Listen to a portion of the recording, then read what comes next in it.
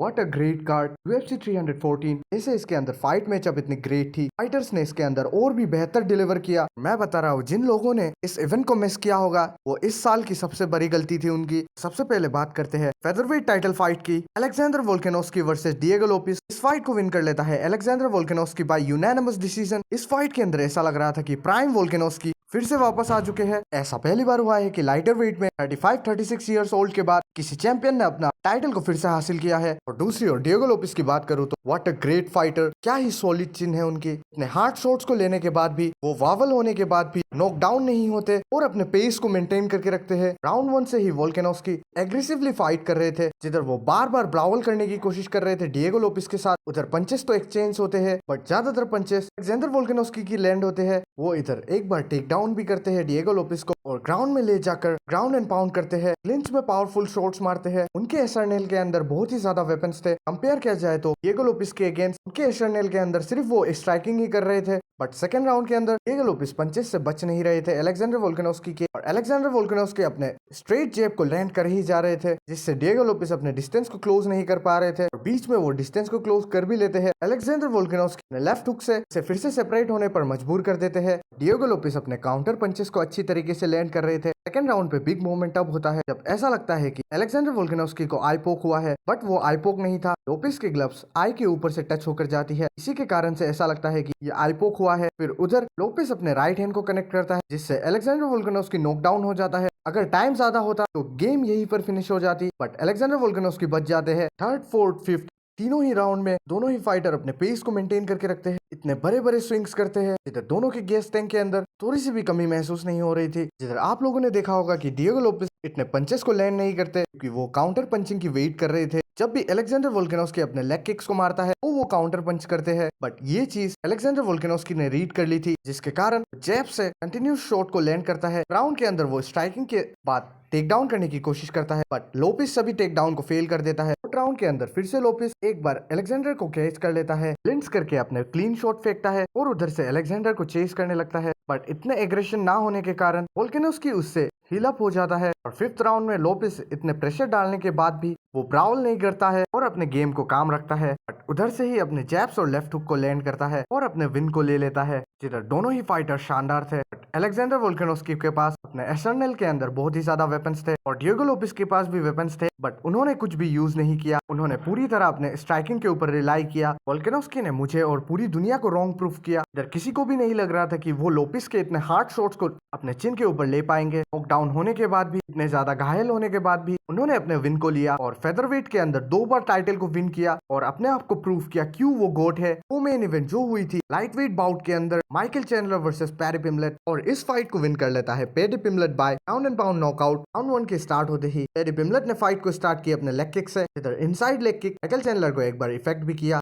उसके बाद Michael Chandler directly distance को क्लोज कर पिम्बलेट को टेक डाउन करने की कोशिश करते हैं और फिर एक स्लैम से टेक डाउन कर लेते हैं, बट उधर पैडी पिम्बलेट अपने विंडो को फाइंड कर एल्बो को फेंकते हैं और फिर टॉप कंट्रोल लेने के बाद माइकल चैंडलर अपने पावरफुल शॉट्स को फेंकते हैं पैडी पिम्बलेट के ऊपर। उधर से स्टैंड अप पोजीशन पर आने के बाद पैडी पिम्बलेट टेक डाउन से बचने के लिए डायरेक्टली जंप करते हैं माइकल चैंडलर के ऊपर और ट्रायंगल सेटअप करने की कोशिश करते हैं और उधर से स्क्रैम्बल करके स्टैंड अप पोजीशन पर आते हैं और फिर एक फ्लाइंग नी मारते हैं और उसके बाद माइकल चैंडलर को चेस करते हैं पंचेस के साथ। सेकंड राउंड और थर्ड राउंड पूरी तरह ही पैडी पिम्बलेट डोमिनेट करते हैं। सेकंड राउंड स्टार्ट होते ही पैडी पिम्बलेट अपने कॉम्बो पंचेस को लैंड करने स्टार्ट कर देते हैं और उसी चीज से बचने के लिए माइकल चैंडलर टेक डाउन करने की कोशिश करते हैं, बट वो फेल हो जाता है। फिर से वो टेक डाउन करते हैं एक स्लैम से और पैडी पिम्बलेट के बैक को लेते हैं, बट पैडी पिम्बलेट वहां से इजीली स्क्रैम्बल कर माइकल चैंडलर के ऊपर होता है और वहीं से ही एक आर्म ट्रायंगल को लॉक इन करने की कोशिश करता है, बट वो फेल हो जाता है। फिर इजीली वो माइकल चैंडलर के बैक को ले लेता है और बॉडी ट्रायंगल लगाकर माइकल चैंडलर को सबमिट करने की कोशिश करता है और उधर से पंचेस को लैंड करता है। राउंड 3 के अंदर भी कुछ ऐसा ही होता है। सबसे पहले वो फ्लाइंग नी से माइकल चैंडलर को पूरी तरह हर्ट कर देता है और फिर माइकल चैंडलर को चेस करता है, अपने कॉम्बो पंचेस को लगाता है, 2 बार फ्लाइंग स्विच किक कनेक्ट करता है और उसके बाद एक स्लैम कर माइकल चैंडलर को टेक डाउन करता है। इधर इजीली वो बैक को ग्रैब कर लेता है और उधर से वो सबमिट करने की कोशिश करता है माइकल चैंडलर को, बट ब्लड के कारण बॉडी स्लिपरी हो चुकी थी, सबमिट करना मुश्किल था, इसीलिए वो ग्राउंड एंड पाउंड पंचेस को मारकर गेम को फिनिश कर देता है। थर्ड फाइट जो की थी याई रोड्रिगस वर्सेस पेट्रिशियो पिटबुल, इस फाइट को विन कर लेता है याई रोड्रिगस बाय यूनानिमस डिसीजन। तो इस फाइट के अंदर पेट्रिशियो पिटबुल बिल्कुल भी रश नहीं करता, काम रह के फाइट करता है, हमेशा डिस्टेंस को क्लोज करने की कोशिश करता है, बट याई रोड्रिगस ऐसा होने नहीं देता, वो डिस्टेंस को क्लोज करने ही नहीं देता। अपने किक से वो हमेशा पेट्रिशियो पिटबुल को दूर रखता है, अपने हेड किक और बॉडी किक से।